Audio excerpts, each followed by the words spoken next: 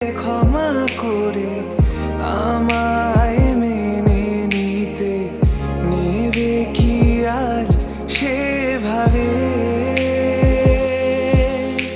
অভিমান করো না, কেউ নেই তুমি ছাড়া আমার, আগলে নাও যদি বুকে কাঁদবো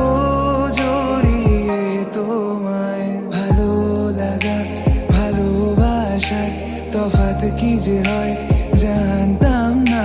তবে কি আজ সব দোষটা আমার, দেরি করেছি বুঝতে তবু